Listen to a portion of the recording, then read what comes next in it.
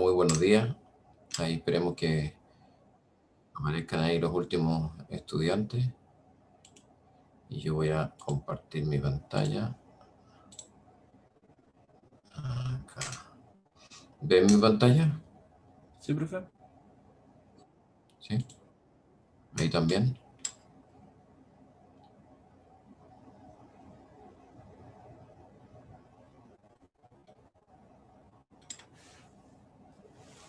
Ya. Bueno, nos hemos quedado justamente en esta última parte del capítulo, en el cual tenemos que terminar en esta clase el capítulo de ozono. Y vamos a ver un aspecto re importante que tiene que ver con cuál es el ciclo de Chapman. En definitiva, habíamos analizado, ¿cierto?, la cantidad de energía que se transformaba en el Sol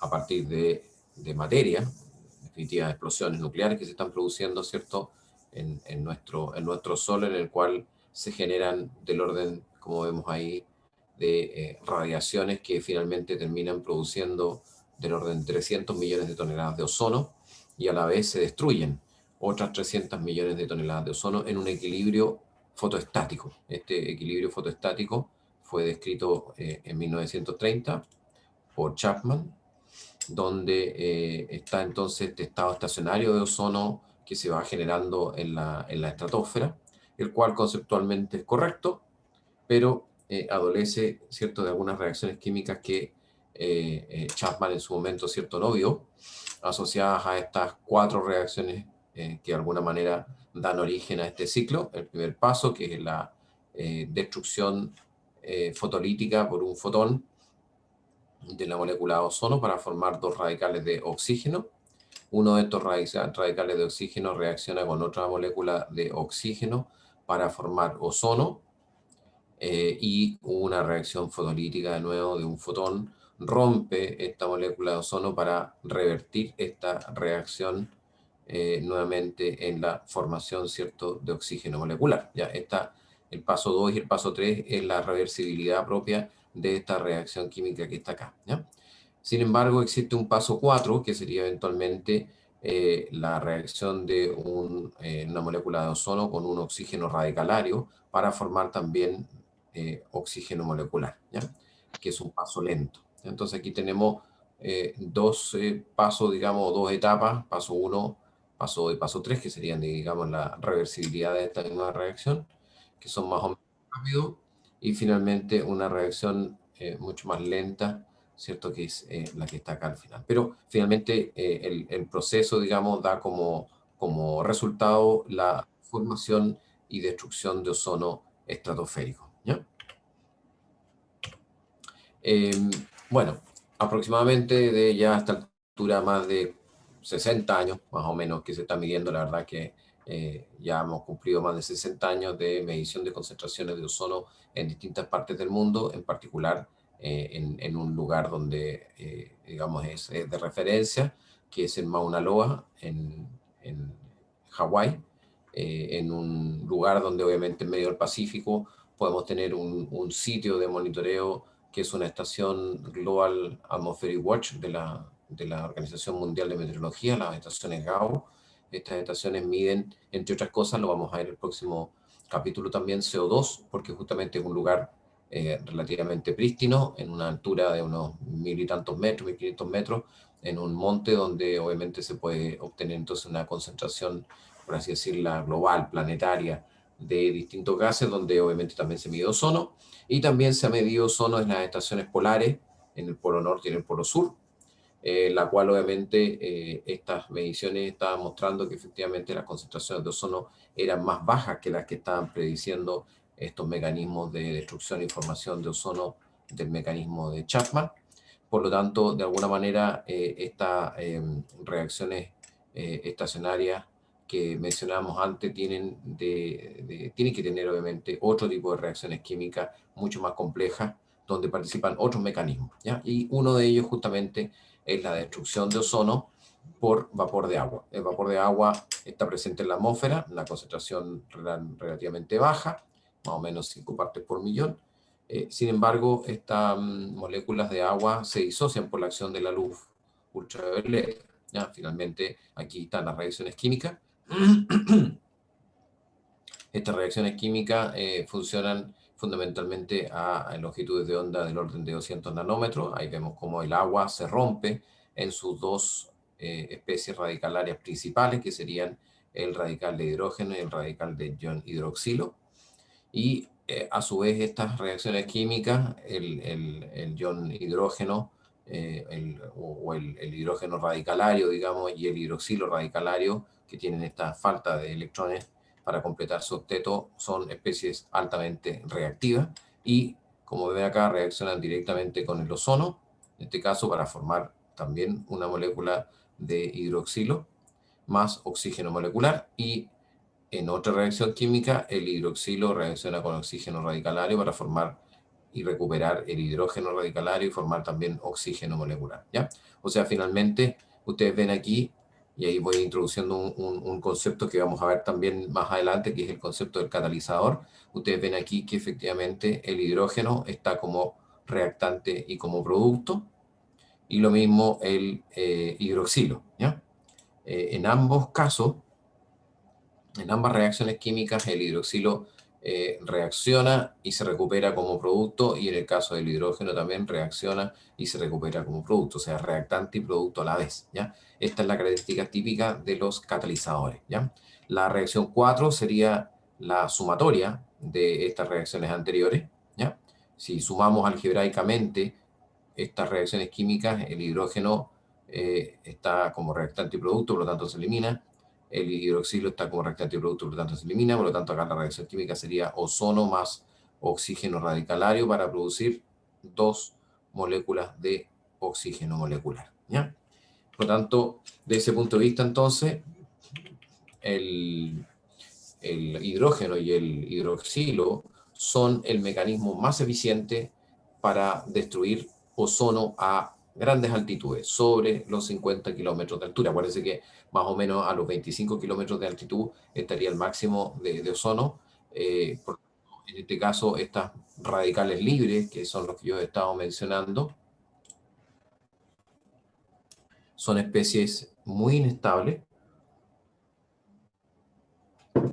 con electrones que están desavariados, o sea, con falta de electrones, obviamente, para completar su octeto, y por lo tanto son especies que necesitan reaccionar para completar esa cantidad de electrones que les falta, y por lo tanto entonces actúan como catalizadores de esta reacción, participando en la destrucción de ozono, acelerando este proceso, ¿ya? Ellos, por supuesto, como par, digamos, pueden destruir muchas moléculas de ozono sin obviamente dañarse, porque obviamente se recuperan en el proceso, ¿ya? Bueno, a pesar de que están estas reacciones químicas que acabo yo de mencionar, también existen otras rutas de destrucción del ozono estratosférico que están también relacionadas con el óxido nitroso, el NO, y otras especies químicas que están obviamente presentes también en la estratosfera, ¿ya? A pesar de eso y de la consideración de todas estas especies químicas y todos los mecanismos naturales, de todas maneras se comenzó a verificar que existía una disminución de la capa de ozono aproximadamente desde el año 70, ¿ya? Aquí vemos, por ejemplo, la destrucción del óxido nítrico. El óxido nítrico, el N2O, se produce de manera natural en la naturaleza, ¿cierto? Por reacciones químicas, sobre todo, por ejemplo, en la descomposición de la materia orgánica, y también en los rayos, a través de la reacción natural, ¿cierto? Donde obviamente el nitrógeno del aire junto con el oxígeno forma finalmente, bajo estas condiciones de alta energía, óxidos de nitrógeno, como por ejemplo el N2O. Y el N2O reacciona con el oxígeno radicalario para fabricar NO, y el NO normalmente está dentro, obviamente, de la relación fotostática de ozono, ¿ya? Por lo tanto, por otra parte, también existe el NO que se genera por la actividad humana directamente a través de los procesos de combustión, como ya vimos, ¿cierto?, en el automóvil o en cualquier otro proceso de combustión en una caldera, etcétera. E incluso, por ejemplo, en los años 70 hubo un proyecto que estaba pensado para diseñar aeroplanos supersónicos que rompieran, ¿cierto?, la barrera del sonido, como el Concorde, por ejemplo, que volarían justamente entre 15 y 25 kilómetros de altura a la altura donde está el máximo ozono, lo cual podría generar, digamos, una destrucción directa incluso de la capa de ozono por inyección de este tipo de gases, donde obviamente había más concentración de ozono. Por lo tanto, estos proyectos fueron desechados, ¿ya? Y eliminados, ¿ya? Eh, incluso el propio Concorde, que dejó de volar hace bastante tiempo atrás por culpa de esta situación, ¿ya? Bueno, en los motores de combustión, como yo ya les comenté, ¿cierto? A partir del nitrógeno del aire más el oxígeno molecular se genera obviamente óxido de nitrógeno, y el óxido de nitrógeno son justamente gases que están en la atmósfera y que son justamente destructores de la capa de ozono, ¿ya? Bueno, en la época también de los años 70, entre el 70 y el 80, eh, investigadores que estaban en Estados Unidos, Chevron Rowland y Mario Molina, eh, se dedicaron justamente a estudiar este fenómeno y identificaron a otros compuestos químicos que estaban presentes también en la atmósfera, que eran artificiales, que no tenían que ver con estos otros procesos que yo acabo de comentar, que eran los famosos CFC, ¿ya? Los clorofluorcarbonos, que eran eventualmente también corresponsables de la destrucción de la capa de ozono. Bueno, en el año 1995, bastantes años después, a Chevron Rowland y a Mario Molina, Chevron Rowland que era americano, ¿cierto? Mario Molina que era mexicano, que estaba haciendo su trabajo de postdoc en esa época en ese laboratorio. Recibieron después, posteriormente, el Premio Nobel de Química por estas investigaciones, junto a otro investigador que se llama Paul Crutzen, que trabajaba en esa época en el Max Planck Institute en Mainz, en Alemania, y que recibió también el conjunto con estos otros dos investigadores, premio Nobel, por la identificación del rol de estos otros compuestos químicos que estaban presentes en la atmósfera de manera natural, como el metano, por ejemplo, en su participación también en la destrucción y explicación de la disminución de la capa de ozono, ¿ya?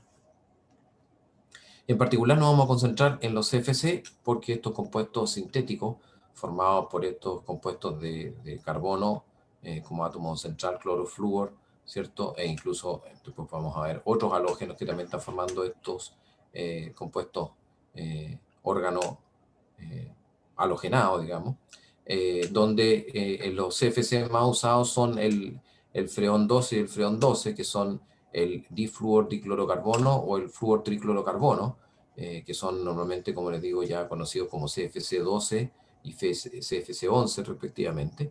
Se usan fundamentalmente en distintos tipos de productos químicos típicos que nosotros teníamos. Obviamente digo teníamos porque hoy día ya se ha ido cambiando la mayoría de los CFC en los distintos tarros de aerosoles, productos químicos de espuma, de poliuretano, inyección de espumas, de zapatillas, colchones, etcétera. Todo eso ha ido cambiando hoy día y se le ha puesto, en vez de CFC, otro tipo de compuestos químicos para reemplazarlo justamente por la prohibición que hay de su uso después de la firma del protocolo de Montreal. Bueno, ahí aparecen al lado, digamos, izquierdo de la pantalla de ustedes a Mario Molina y Chevron Rowland. Lamentablemente, tanto, bueno, Chevron Rowland era bastante mayor que Mario Molina y Paul Crutzen, así que ya había muerto hacía bastantes años, y Mario Molina y Paul Crutzen fallecieron el año pasado, recién el año pasado, justamente fallecieron ellos dos. Eh, Mario Molina y Chevron Rowland, por si no lo saben, ¿cierto? Participaron en varias visitas a Chile. Dentro de ellas visitaron, por supuesto, la Universidad Técnica Federico Santa María, trabajaron con nosotros en distintos temas asociados justamente a la medición de CFC y la medición de ozono que teníamos aquí atrás, en mi espalda, donde está ahí la torre de la Santa María. Había ahí justamente un equipo que medía la columna de ozono, con lo cual podíamos tener datos, digamos, de cuál era la concentración de ozono justamente acá en esta zona de Valparaíso, ¿ya?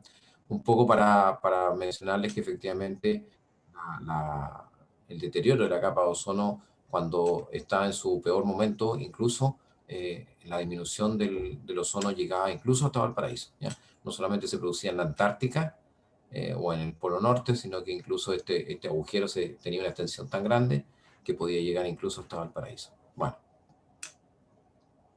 en términos históricos, los CFC comenzaron a usarse como refrigerantes fundamentalmente en una primera instancia, apoyando, digamos, la fabricación de refrigeradores y sistemas de aire acondicionado. Reemplazaron al amoníaco y al dióxido de azufre, que eran los típicos compuestos químicos que se usaban justamente en esa época para generar, digamos, para usarse en los compresores que actuaban, digamos, como gases en los sistemas de refrigeración, pero estos gases, por supuesto, eran bastante corrosivos y además eran explosivos. Entonces, obviamente, estos CFC que tenían propiedades muy apropiadas para este tipo de aplicaciones eran inertes, no inflamables, eran no tóxicos, tenían obviamente prácticamente todas las propiedades que uno pudiera querer. Sin embargo, nadie se imaginó en esa época que podían tener una consecuencia importante desde el punto de vista, ¿cierto?, ambiental, ¿ya? Y fueron usados, como ustedes ya ven, como propelentes en los tarros de aerosoles, como solventes para grasas y aceites, en los sistemas de esterilización de instrumental quirúrgico, médico y científico, en la industria del plástico expandida, para hacer suelas de zapatillas o para hacer colchones, etc. También se pusieron como gases, ¿cierto?, dentro de los extintores de incendios, o sea, tenían una, una utilidad enorme. Sin embargo, como ya vieron, nadie se sospechó en ese minuto, ¿cierto?, que estos compuestos podían tener tal, digamos, complejidad desde el punto de vista ambiental, ¿ya? La gran estabilidad que yo estoy mencionando, su inercia química, su falta de explosividad, etcétera, etcétera, se debe fundamentalmente al tremendo enlace carbono-halógeno, que es un enlace muy, muy fuerte, muy estable, que se aprecia, ¿cierto?, en estas dos moléculas acá en pantalla.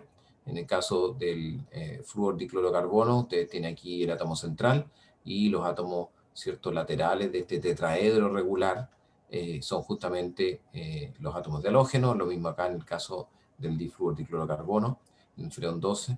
Entonces, para poder romper estos fuertes enlaces, se necesita obviamente una gran cantidad de energía que obviamente a nivel de la troposfera, o sea, a nivel de donde son emitidos aquí en la superficie de la Tierra, ¿cierto? Estos enlaces no se rompen y por lo tanto entonces estas moléculas son capaces de alcanzar la estratosfera. Y cuando recién llegan a la estratosfera, ahí reciben, digamos, un fotón de alta energía que es capaz de romper estos enlaces, ¿ya?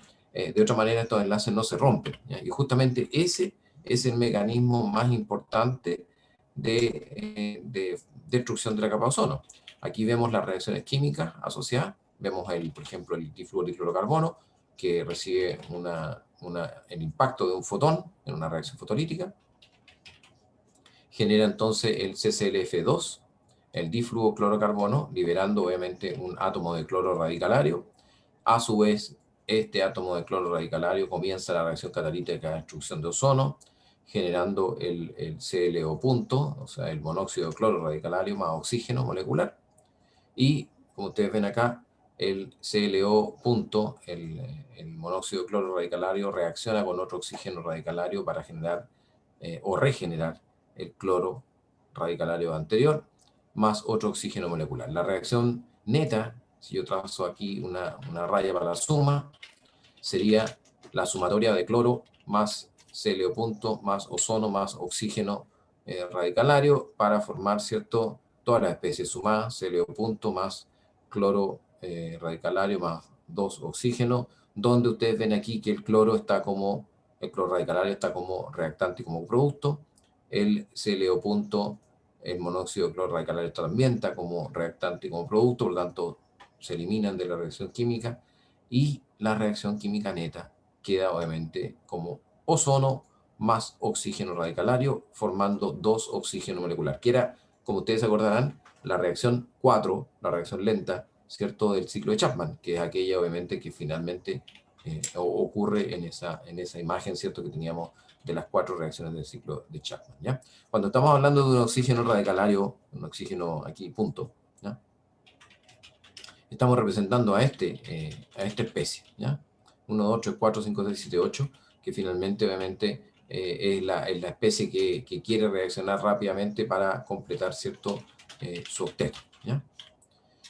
Bueno, estas reacciones químicas en cadena que están ocurriendo en la estratosfera se comienzan a producir, obviamente, en un momento muy, muy específico también del año, producto que se produce un fenómeno de acumulación progresiva de los precursores de la destrucción de la capa de ozono, ¿ya? Una molécula de CFC más o menos tiene una persistencia de unos 120 años en la atmósfera antes de ser destruida, ¿cierto?, por estas reacciones químicas. O sea, cualquier molécula que nosotros generemos hoy día de CFC va a tener una persistencia enorme, ya una vida media muy larga, ¿ya? Aproximadamente en 5 años una molécula típica de CFC es capaz de penetrar en la estratosfera desde que se eliminó aquí en la troposfera, o sea, lo eliminé aquí yo con un tarro de spray, ¿cierto? Y se demora 5 años en llegar hasta la estratosfera, hasta que un fotón, ¿cierto?, de ultravioleta de alta energía es capaz de romper estos enlaces fuertes de clorocarbono o de fluorcarbono y finalmente liberar, ¿cierto?, estos átomos de cloro, ¿ya? Cuando se produce esta reacción química, entonces un simple átomo de cloro es capaz de destruir 100.000 moléculas de ozono. Un átomo de cloro, 100.000 moléculas de ozono, antes de finalmente ser eliminada, ¿cierto?, de la atmósfera por los vientos, ¿ya? O sea, en definitiva estamos hablando de que la reacción es tremendamente, no solamente reactiva, sino que tremendamente eficiente para romper moléculas de ozono, ¿ya? Yo quiero ver aquí, y tenemos acá, me gustaría mostrar el gráfico, este.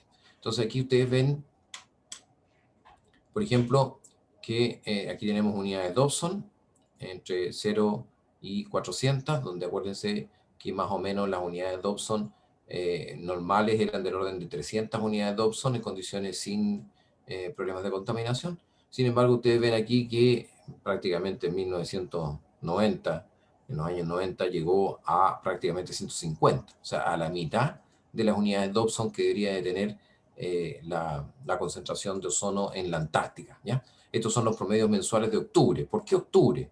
Porque justamente octubre es el mes donde se produce el cambio entre la noche antártica que tuvo lugar durante todo el invierno antártico y la primavera, donde comienzan a aparecer los primeros rayos del sol, ¿ya? Entonces aquí se produce, como ustedes ven, la concentración más baja de ozono. Esto tiene una lógica, ¿ya? Aquí, vamos a ver acá. No vale la pena, esto lo pueden mirar ustedes. Durante justamente el invierno antártico, entre julio y septiembre, en la Antártica se produce lo que se denomina el vórtice polar antártico. Este vórtice polar antártico es una zona alrededor de la Antártica en la cual prácticamente los vientos que circulan alrededor de este vórtice impiden que otros vientos cálidos desde el Ecuador puedan entrar a esta región del planeta y por lo tanto se producen las temperaturas más bajas que se puedan producir en cualquier parte del mundo. Ahí las temperaturas más bajas que pueden llegar en el caso de la Antártica son del orden de menos 90 grados Celsius. Bajo estas condiciones de 90 grados Celsius se producen unas nubes estratosféricas polares. Estas nubes estratosféricas polares son también llamadas nubes nacaradas o nubes de cristales de hielo, debido justamente a que el agua en fase de vapor prácticamente se condensa y se congela directamente en las nubes, ¿ya? Entonces, este fenómeno que solamente ocurre bajo condiciones es un fenómeno que es determinante para la destrucción de la capa de ozono, puesto que en estas nubes estratosféricas polares, estas nubes de cristal de hielo, se producen ciertas reacciones heterogéneas. ¿Cuáles son esas reacciones heterogéneas? Reacciones que obviamente, como su nombre lo indica, son reacciones que ocurren entre fases distintas, fase gaseosa y fase sólida. Fase sólida el hielo, fase gaseosa el agua en su calidad de vapor, ¿ya? Cuando hablamos de reacciones homogéneas, que estamos hablando, como ya habíamos hablado, ¿cierto?, antes en una clase, en condiciones de un mismo estado, por ejemplo, líquido o gas o sólido. Pero aquí estamos hablando de reacciones obviamente que están ocurriendo en fases distintas, ¿ya? Los compuestos químicos están en fase gaseosa y reaccionan sobre esta superficie alta de contacto que tiene las nubes estratosféricas polares de cristales de hielo, que son sólidos, ¿ya? Y ahí entonces se acumulan durante el invierno antártico todos los precursores de la destrucción de la capa ozono, que estamos hablando, ¿cierto? Que son obviamente fundamentalmente los CFC, en este caso, que se han destruido, que han liberado el cloro radicalario en la forma de cloronitrato, ¿ya? Entonces, vean acá un gráfico que es muy importante también,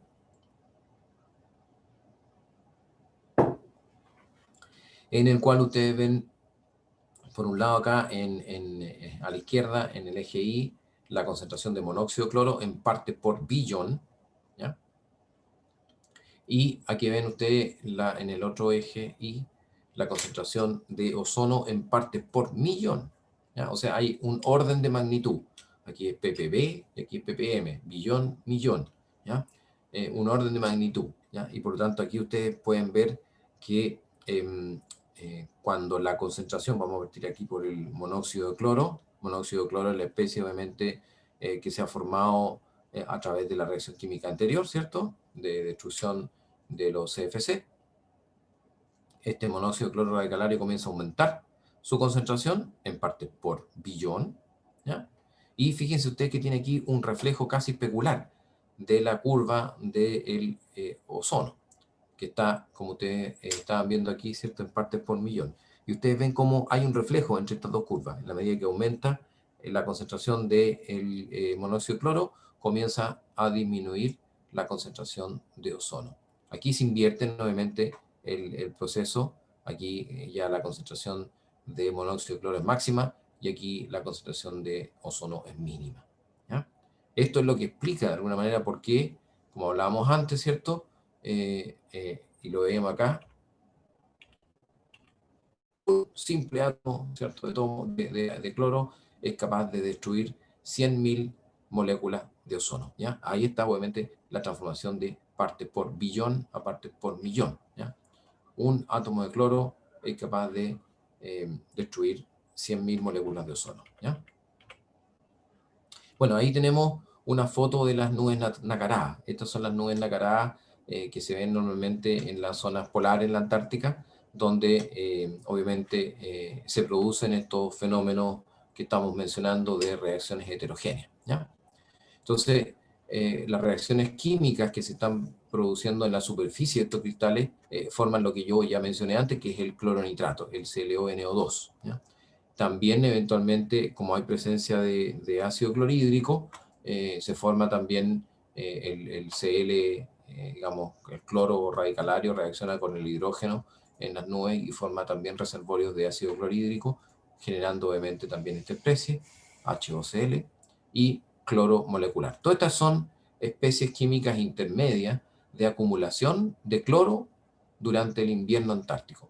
Sin embargo, cuando llegan los primeros fotones de la primavera, después de que se han acumulado durante una larga noche invernal, donde no hay prácticamente radiación solar, donde está prácticamente todo el invierno oscuro en la Antártica, entonces ahí tenemos a todas estas especies juntas para que reciban una tremenda carga de fotones, ¿ya? Y se producen todas las reacciones fotolíticas rompiendo entonces estas moléculas, el cloronitrato, el ácido clorhídrico, el HOCl, el cloro molecular, y liberan entonces los átomos reactivos de cloro, el cloro radicalario, donde catalizan de manera violenta, ¿cierto?, la destrucción del ozono antártico, y por eso justamente las menores concentraciones de ozono se producen durante octubre. Después, posteriormente, por supuesto, el ciclo son todas estas reacciones, muchas de ellas reversibles, por lo tanto, obviamente comienza a estabilizarse poco a poco, comienza a aumentar, se comienza a gastar de alguna manera, ¿cierto?, este reservorio, y comienzan a recuperarse nuevamente las moléculas de ozono y comienza a aumentar la concentración de ozono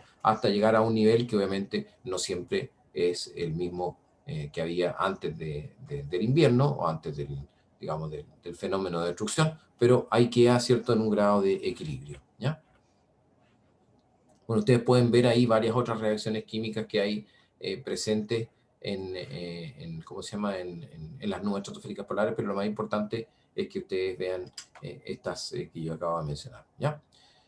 Vamos a ver aquí, yo quiero, antes de que, porque me queda poco tiempo, quiero que vean ustedes un aspecto importante que tiene que ver con eh, que o estas reacciones químicas que estamos hablando tienen una importancia muy relevante en la Antártica, como decía antes yo, porque en la Antártica es donde se producen fundamentalmente estas bajas temperaturas, ¿ya?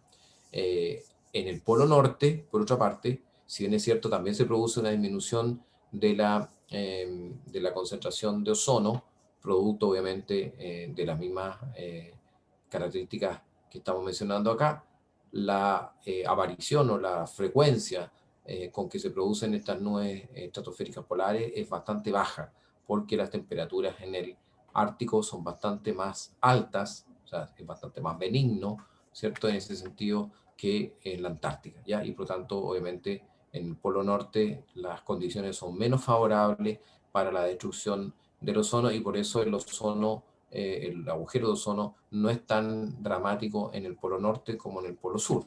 Ahora, esto es lo que explica por qué efectivamente en los polos es donde obviamente se produce la mayor destrucción de la capa de ozono, lo que no implica que este agujero de ozono afecte hasta otras partes del globo, ¿no? Ya como les decía yo, ¿cierto?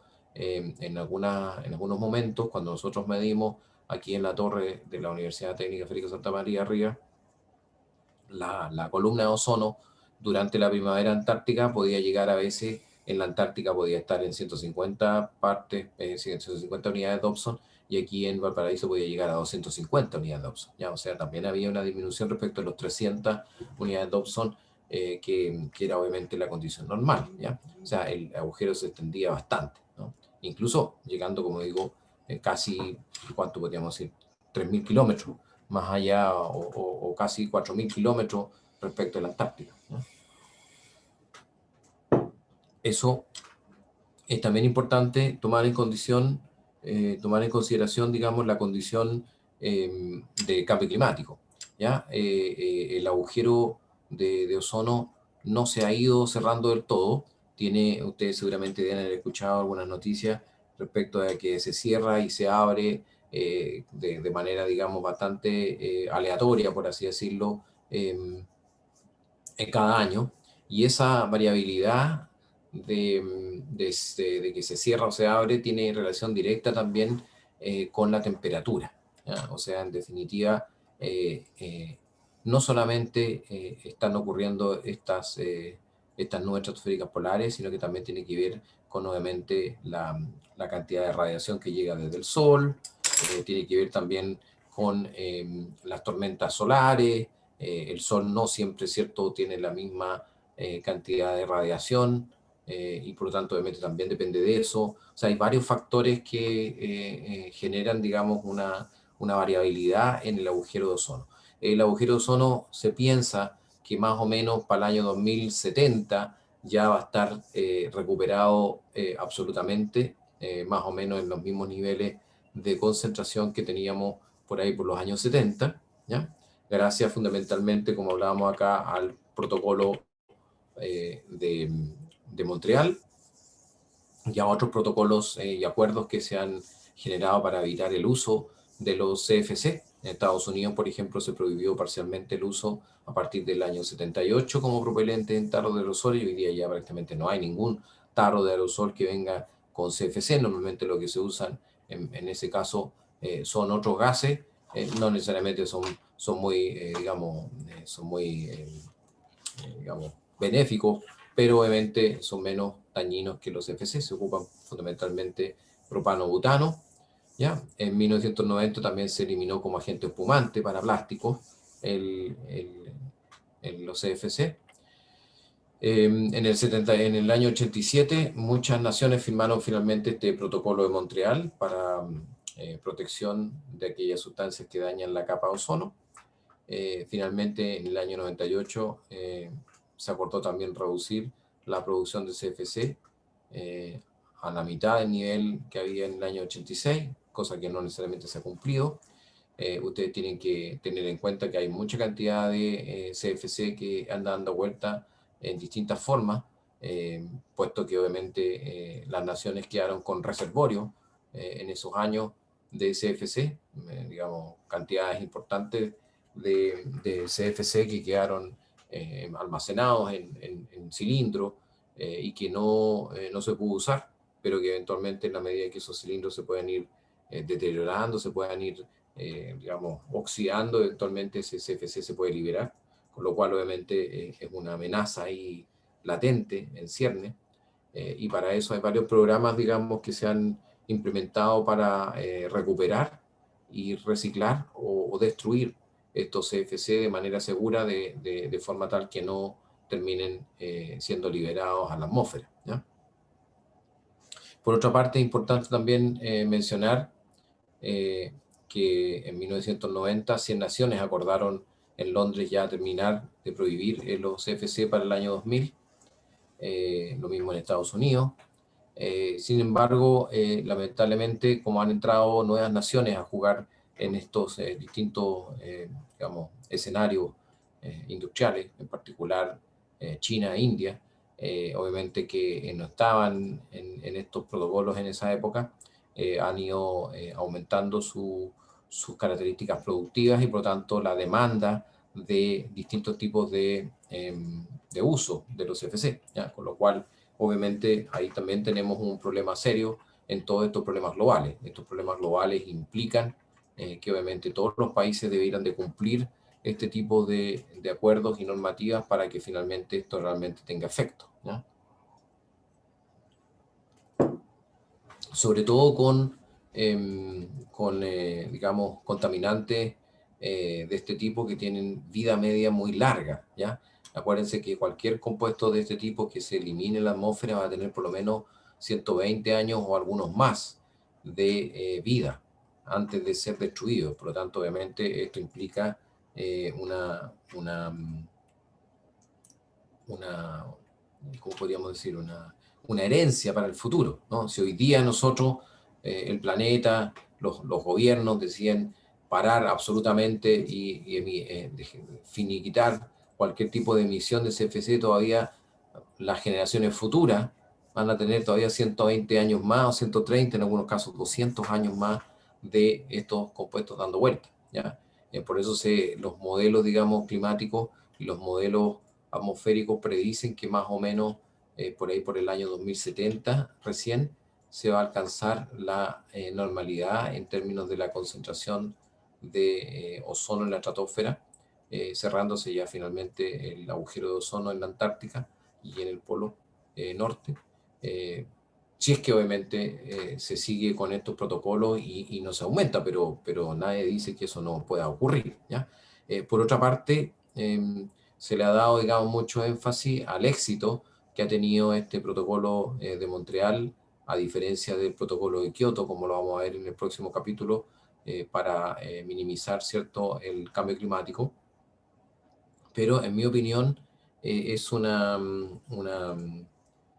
alegría un poco, digamos, engañosa, porque como ustedes me imagino, ya están imaginándose, cuando la temperatura del planeta aumente, van a haber obviamente unas condiciones ambientales desfavorables para la formación de las nubes estratosféricas polares, ¿ya? Porque obviamente las nubes estratosféricas polares se tienen que formar solamente cuando hay temperaturas muy bajas en la estratosfera, ¿ya? Si no hay esas temperaturas bajas, estas nubes no se forman. Si no se forman las nubes, no hay reservorios, y si no hay reservorios, después en octubre no hay destrucción, ¿ya? Y por lo tanto, entonces el agujero de ozono se disminuye de manera, entre comillas, ¿cierto?, indirecta, por una consecuencia del cambio climático. Por el contrario, si tenemos un invierno muy frío, condiciones de muchas, de bajas temperaturas, digamos, en el continente antártico, y por lo tanto un vórtice polar, ¿cierto?, generoso, que no permitió que llegaran, digamos, masas de aire desde el Ecuador. Entonces hay una mayor proporción de nubes estratosféricas polares, y por lo tanto, entonces, estas nubes estratosféricas polares van a generar un buen reservorio de estas especies de cloro o de cualquier otro halógeno, y finalmente, cuando venga en la primavera, se va a producir una mayor destrucción de la capa de ozono y el agujero va a aumentar. ¿Ya? Ejemplo de esto lo vamos a ver ahora, ¿cierto?, en el video, porque justamente el año 2019 y el 2020 se produjeron justamente estos contrastes. El año 2019 fue un año que se cerró mucho el agujero de ozono porque hubo una temperatura más baja de lo habitual en la Antártica, y el 2020 justamente lo contrario. Hubo un año muy cálido donde obviamente el agujero de ozono creció nuevamente. El 2019, según recuerdo, se llegó al valor del agujero más bajo, más chico, más pequeño, más cerrado de lo que se había experimentado desde los años 70. Sin embargo, el 2020 se rompió justamente ese mismo récord por el contrario, ¿ya? Por lo tanto, eso es un poco lo que yo creo que va a pasar, ¿cierto?, en el futuro, ¿ya? Como le digo, vamos a ver ahora un video que tengo acá preparado. Mientras tanto, les pregunto si tienen alguna consulta.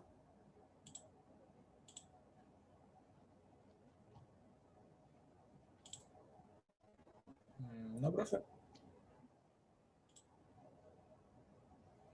¿Dónde está este video?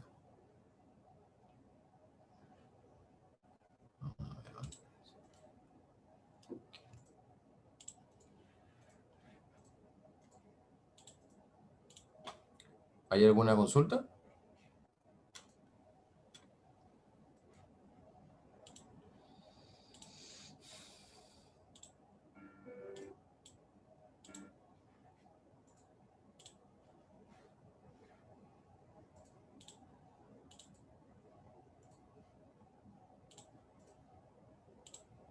Ahí está. ¿Ven ahí mi pantalla?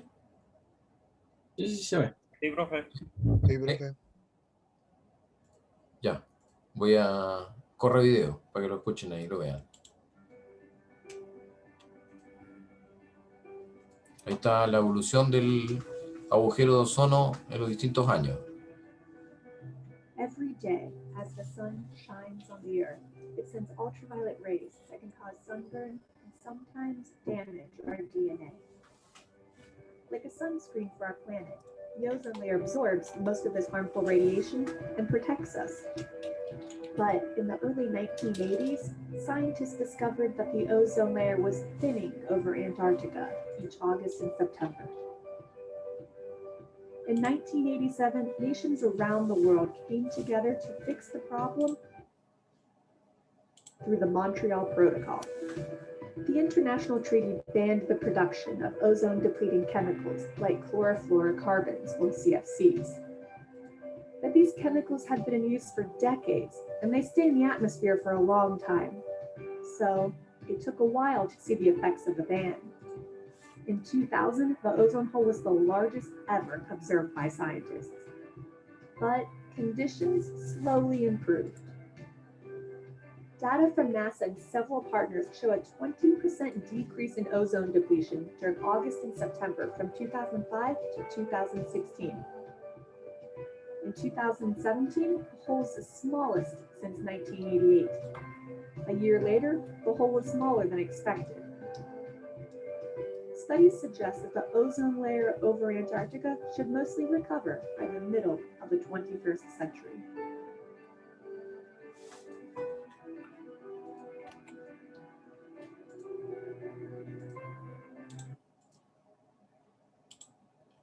Ya. Ahí vieron este primer video que nos da cuenta un poco de cuál es la evolución. Ustedes vieron en el año 2020 había sido el nivel, digamos, del agujero de ozono más bajo, y por lo tanto obviamente el agujero más grande, ¿no?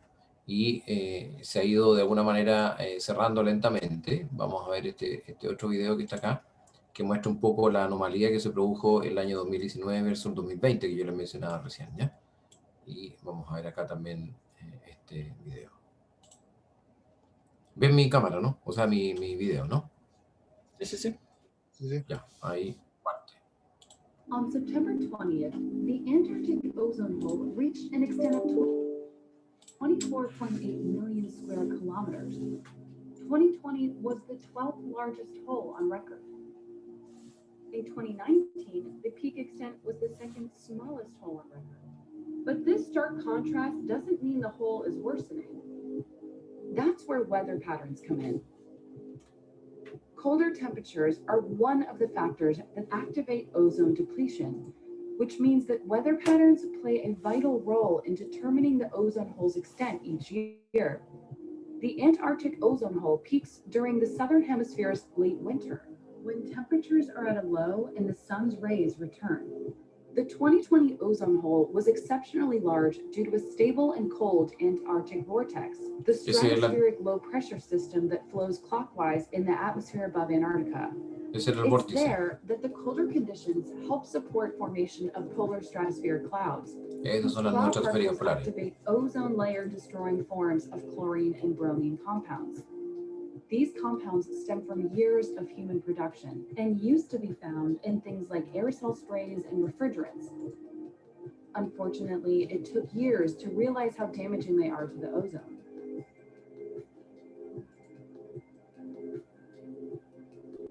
If chemically active forms of chlorine and bromine are present, and there are both cold enough temperatures and sun rays, a reaction occurs on the surfaces of cloud particles that form in cold stratospheric layers, leading ultimately to runaway reactions that destroy ozone molecules. The Antarctic ozone hole was first discovered by researchers at the British Antarctic Survey in 1985. Just a few years later, in 1987, the international community signed the Montreal Protocol on substances that deplete the ozone layer. Countries as small as the Vatican and as far as North Korea signed the deal, regulating the consumption and production of ozone-depleting compounds. Since 2000, human-made ozone-depleting substances have slowly declined, but remain high enough to produce significant ozone loss. These compounds have lifetimes of more than 50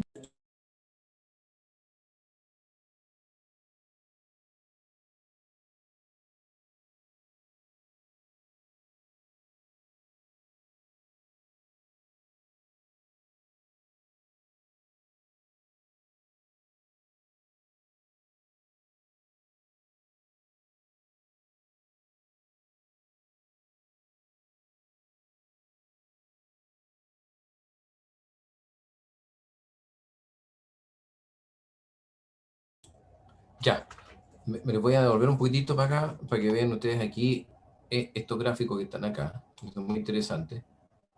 No, para eso. Fíjense ustedes ahí, vean la concentración de cloro, fue un poquitito antes, ahí, incluso ahí. A ver, alcancen a ver rápido, miren. Ahí, 2,5 partes por billón de cloro.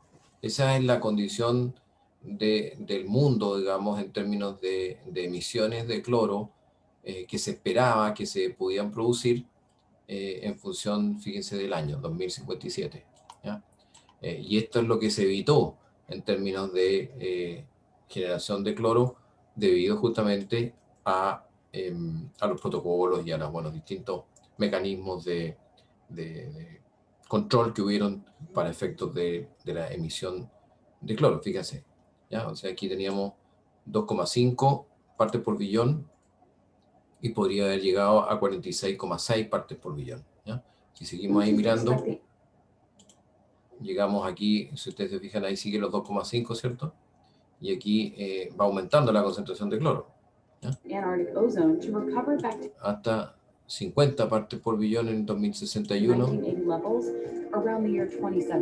y 55,2 partes por billón en 2065, que es más o menos el escenario cuando ustedes, como les comentaba, ustedes creen que se va realmente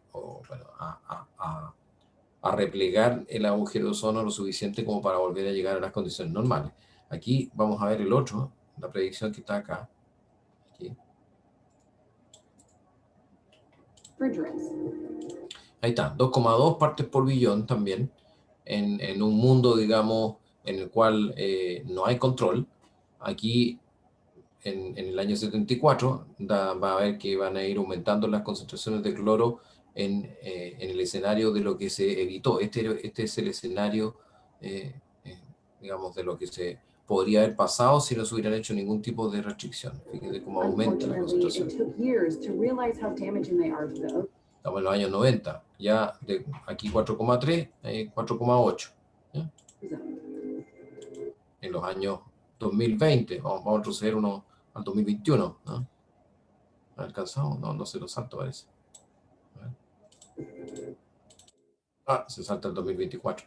16,3 partes por billón de cloro, y aquí estamos en 3,7, que es lo que realmente está ya predicho, digamos, un poco antes, ¿no? Porque aquí estamos en el 83, en los años 2003, 4,3, que aumentó un poquito porque obviamente estábamos todavía con esta vía media de los compuestos, pero aquí en el 2003, sin proyección, sin ningún tipo de control, hubiera llegado al doble, ¿no?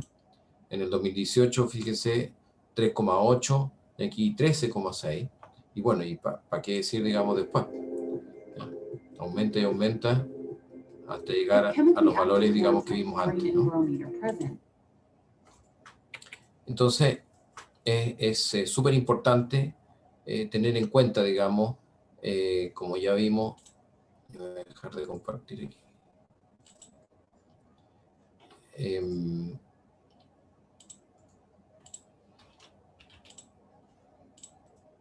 Es súper importante tener en consideración que efectivamente, si bien es cierto, existen estos fenómenos que yo acabo de mencionar respecto de años climáticos más fríos o años climáticos más cálidos, como se apreciaba, cierto, también en el video respecto del año 2019 y 2020.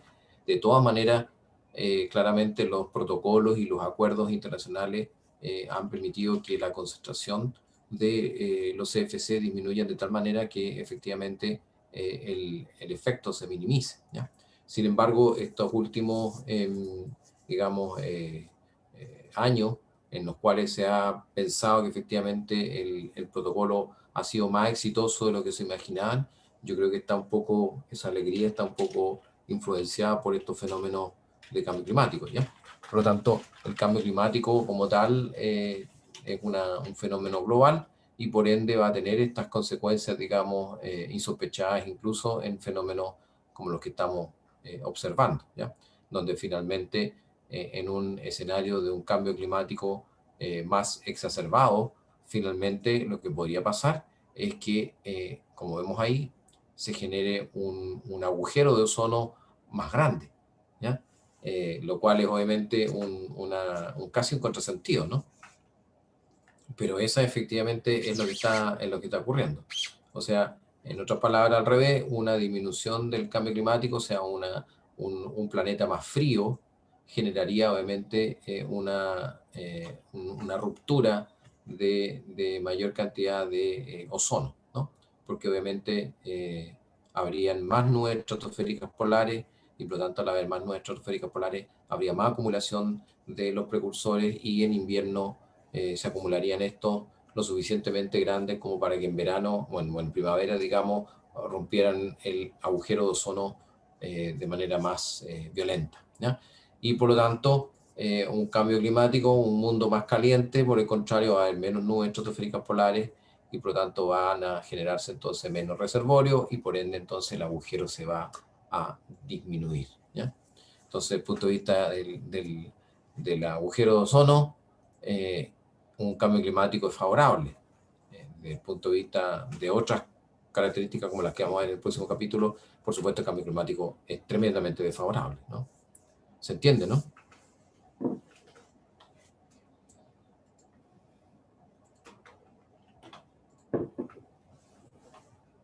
¿Sí o no? Enmudecieron hoy día. Quedaron atónitos con el ozono y sus curiosidades. Profe, Sí. tengo dos dudas. Primero, ¿cómo logran sacar todos estos gráficos? O sea, si es parte de un satélite o tienen grupos de investigación a lo largo del planeta. También cómo podríamos salir de este ciclo tan eh, horrendo que pareciera que tuviera el planeta o lo que le estamos generando al planeta. La primera pregunta es técnica, ¿no? O sea, en definitiva, las observaciones que yo mostré, muchas de ellas son datos obtenidos a través de simulaciones, ¿ya? A través de modelos climáticos, ¿ya?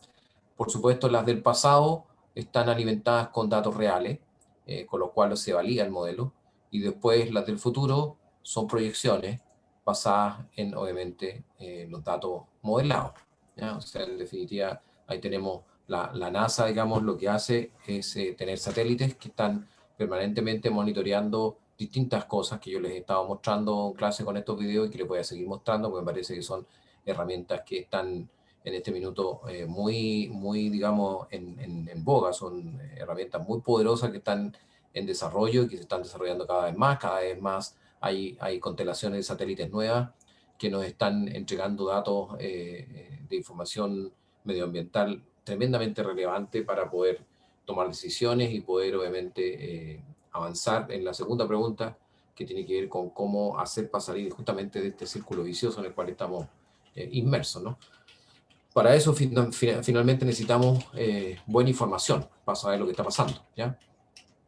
De hecho, podríamos decir que anecdóticamente, tal como lo comentamos, ¿cierto? En un principio, yo estoy seguro que los químicos de la época, de los años 50 o 60, cuando desarrollaron todo este tipo de productos químicos, no tenían ninguna mala intención de destruir la capa de ozono. Sin embargo, en esa época no teníamos conocimiento respecto de esto, no había información, no teníamos mediciones, nadie medía, obviamente, la capa de ozono, sabíamos que existía ya desde hace mucho tiempo, sabíamos cuál era su rol, por ahí se sabían, como digo, en 1930 las reacciones químicas del ciclo de Chapman, pero no se tenía idea de muchas otras reacciones más naturales ni siquiera. Ya, por lo tanto, el desconocimiento que había, estamos hablando de 1930, estamos hablando de hace 500 años atrás, no, estamos hablando de hace poco. Ya, por lo tanto, el desconocimiento que había respecto de los ciclos biogeoquímicos era bastante todavía importante y sigue siéndolo, ¿ya? Todavía seguimos, digamos, nosotros que trabajamos en estas áreas, seguimos en muchos temas que son de frontera, que hoy día están recién descubriéndose, sobre todo de información que se puede tener en nuestro continente, en la Antártica y en la cordillera de los Andes, donde hay muy poca información y nosotros estamos trabajando ahí, ¿ya? Entonces, por una parte hay desconocimiento y hay falta de información, hay falta de monitoreo, que es lo que se está justamente desarrollando ahora. Gracias a estas imágenes satelitales tenemos entonces una constelación de satélites que está dando vuelta alrededor del planeta permanentemente con resoluciones horarias y espaciales distintas, pero tenemos información que antes no teníamos y por eso me parece súper relevante mostrarles esta información a ustedes para que vean que efectivamente el mundo y de hoy y del futuro, todo este tipo de tecnología va a tener un rol tremendamente relevante para tomar decisiones y para informarnos de lo que está pasando. Entonces, en esa época no se sabían muchas de estas consecuencias y todavía no se saben. Ahí hay unas transparencias más que yo se lo estaba mostrando sobre justamente la formación de los freones ecológicos. Eso es lo que hoy día están en desarrollo. Distintos tipos de compuestos químicos que en vez de tener los típicos CFC, empezamos a tener otros compuestos que reemplazan a los CFC, de vida media más corta, de mayor inestabilidad desde el punto de vista química, para que puedan obviamente reaccionar antes y reaccionar aquí en la troposfera y no llegar hasta la estratosfera, pero tampoco se sabe muy a ciencia cierta cuáles van a ser realmente los impactos de estos nuevos freones ecológicos. Estamos presuponiendo, ¿cierto?, con mayor cuidado, con mayor, digamos, reacciones químicas, con mayor conocimiento respecto de cuáles van a ser sus futuros problemas, pero no lo sabemos a ciencia cierta, ¿ya? De alguna manera, a nivel ambiental, y esto yo también se lo digo con mucha claridad a mis estudiantes de química ambiental que son de cursos superiores, digamos, en otras asignaturas, que muchas veces a nivel ambiental el remedio es mucho peor que la enfermedad.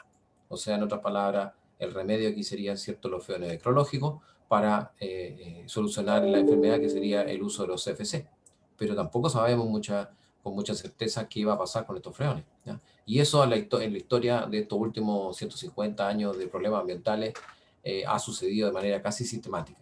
Cada vez que hemos intentado solucionar un problema con alguna otra solución química, física, o una físico-química o biológica incluso, muchas veces por desconocimiento hemos cometido un error que incluso es peor el remedio que la enfermedad propiamente tal, ¿ya? Por lo tanto, respondiendo a la segunda pregunta, necesitamos más información. Necesitamos más gente, más científicos, más técnicos, más ingenieros dedicados a solucionar estos problemas. Este es, sin duda, el gran desafío que tiene la humanidad en los próximos años, ¿no? En términos de su supervivencia. Por lo tanto, necesitamos mucho más gente dedicada a solucionar estos problemas.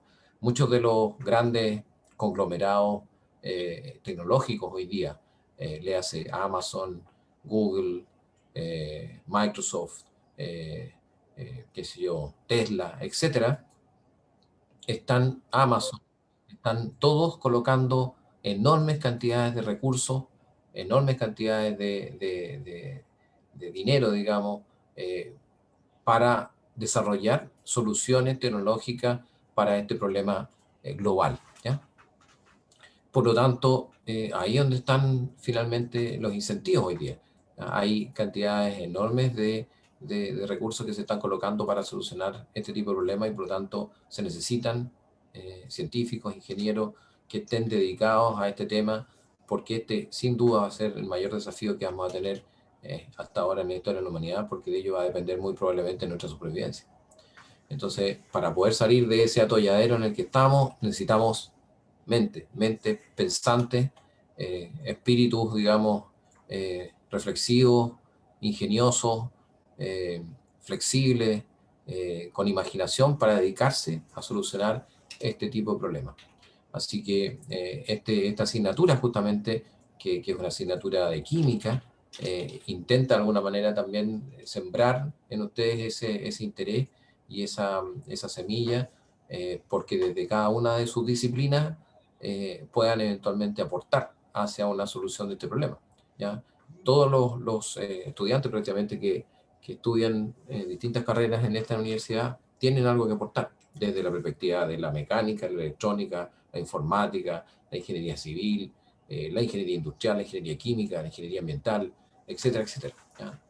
Por lo tanto, aquí hay un llamado y un desafío importante para ustedes, que son el futuro de las nuevas generaciones en resolver estos problemas, ¿ya? Con, por supuesto, la ayuda de quienes tenemos más experiencia y quienes hemos ya de alguna manera participado en soluciones como esta, pero necesitamos ayuda. En el centro que yo dirijo participan colegas de todas las disciplinas, de todas las ingenierías, de todas las ciencias. Necesitamos las posibilidades de cooperar de manera trans y interdisciplinaria para resolver estos problemas. No lo podemos resolver desde una sola disciplina. Son demasiado complejos y son demasiado interdisciplinarios per se para poderlo resolver, ¿ya? Así que esa es la respuesta a esa pregunta. Gracias, profe. No sé si hay más dudas. De todas maneras, estos videos yo les voy a subir los links, tal como se los he subido en las otras como material complementario, para que lo vean. Hay unos que dicen ahí que son imprescindibles, que son estos que estamos viendo en clase para que ustedes los revisen, y otros que son complementarios, que son más largos, duran 10 minutos o más, y no alcanzamos a verlos en clase, pero que es importante para que ustedes tengan una visión más global y además tengan también imágenes directas, reales de lo que estamos comentando, ¿ya? No sé si hay más dudas, más preguntas. Profe, Recibieron tengo ayer, el link de la clase grabado, ¿no? Sí. Sí, nos llegó. Sí, profe. Ya. Tomás, ¿tenía una pregunta? Sí, que aún no me queda muy claro por qué se genera un hoyo en la Antártica, pero no es como en otros lugares así. Porque si se debe a las emisiones de HCl, ¿por qué no ocurre, por ejemplo, arriba de Estados Unidos, que es un país mucho más emisor que la Antártica, yo creo? Y o si es que es por la temperatura que es fría o por las corrientes de aire, ¿por qué sería solo en la Antártica? Esa es mi pregunta. Bueno, eso es lo que yo estaba tratando de explicar. En definitiva, voy a usar aquí mi pelotita. A ver, esta, ahí. Entonces, si este fuera el planeta Tierra, primero hay una circulación atmosférica, ¿ya? Por lo tanto, la circulación atmosférica está dando vuelta alrededor de todo el planeta. Y se genera, obviamente, una circulación atmosférica que, si este es el ecuador, y estos son los polos, circula finalmente gracias a la gradiente de temperatura que hay. O sea, en definitiva, las masas de aire se mueven de aire caliente a aire frío. Y esto hace que se produzca la circulación. Entonces, la primera cosa es que hay una circulación atmosférica general. Esa circulación atmosférica general distribuye los compuestos químicos que se generan en la zona más industrializada. Por eso que no solamente los problemas globales se producen donde se generan los contaminantes, ¿no? Hay una contaminación local, por supuesto, que obviamente asociado a las fuentes locales y se produce donde están, y hay una contaminación global, como el cambio climático, como la destrucción de la capa de ozono, como los fenómenos, digamos, transfronterizos de la lluvia ácida, etc. Esos son los fenómenos globales, el resto son fenómenos locales. Esos fenómenos globales se generan justamente por este fenómeno de la circulación general atmosférica que yo estoy comentando, ¿ya?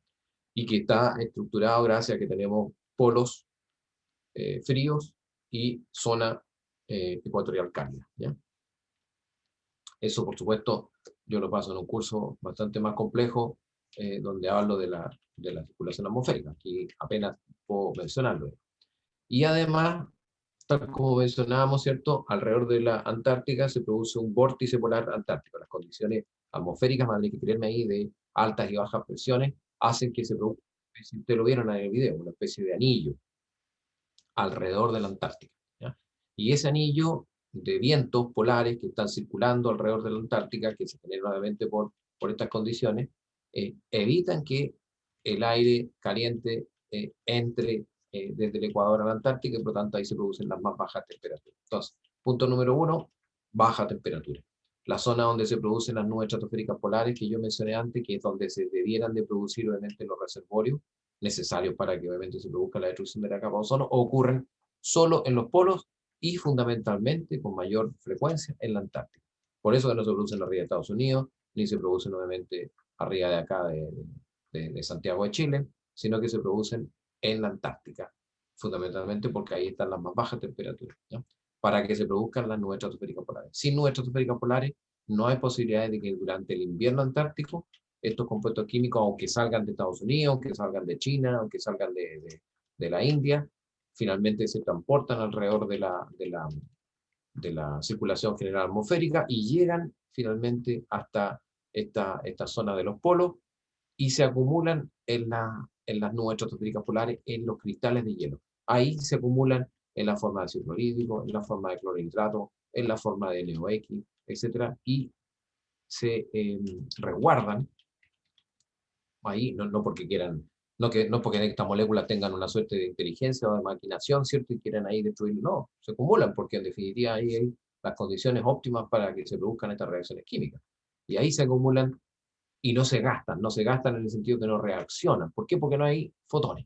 Esa es la única parte, entre comillas, del mundo durante el invierno en que hay oscuridad absoluta. Yo que he estado en la Antártica, obviamente no he estado en invierno, he estado en verano, pero en invierno hay día casi prácticamente todo el día, así como en la noche en el invierno hay oscuridad plena, en el verano hay claridad plena durante prácticamente todo el día. El sol hace así nomás en el horizonte. Entonces, en el invierno hay oscuridad, no hay fotones, y por lo tanto todos estos compuestos químicos están ahí guardados sin reaccionar. ¿Hasta cuándo? Hasta cuando se produce la primavera. Ahí en la primavera, la noche antártica termina y comienzan a bombardearse todos los fotones que están ahí, empiezan a llegar, comienzan a destruir, ¿cierto?, toda esa cantidad de compuestos químicos que estaban ahí guardados de una sola vez, de manera catalítica, y se produce una ruptura enorme de moléculas de ozono, ¿ya? ¿Hasta cuándo? Hasta cuando se gastan estos compuestos químicos, porque obviamente se comienzan a reaccionar en estas reacciones catalíticas, se gastan y terminan nuevamente por volver a compensar en un equilibrio. Por supuesto, comienzan a haber reacciones que son nuevamente reversibles, y se comienzan nuevamente a acumular algunos en sus precursores originales y otros a recuperar el ozono, y finalmente el ozono se estabiliza, ¿ya? Se estabiliza y comienza a crecer, a crecer, a crecer, a aumentar, aumentar, aumentar durante todo el año en condiciones normales. ¿Hasta cuándo? Hasta el verano y después el invierno. Y vuelve a repetirse el ciclo, ¿ya? Y esa es la razón por la cual se produce fundamentalmente en la Antártida, ¿ya? Y no se produce en otras partes. En otras partes no hay nubes estratosféricas polares, como hay en la Antártida. Y eso es absolutamente necesario para que se produzcan estos reservorios y finalmente se produzca esta reacción. ¿Ya? ¿Se entiende ahora? Sí. Gracias, profe. ¿Algo más? ¿No? No, profe. ¿No hay más dudas? Ya. Dejamos hasta acá entonces y el próximo lunes comenzamos el capítulo 3. ¿Ya? Estamos entonces. Ya, profe. Que muy bien y que tengan ahí buen fin de semana. ¿Ya? Profe, gracias. Gracias. Chao, profe. Profe, Chau. gracias. Chao, profe, que estén bien. Igualmente.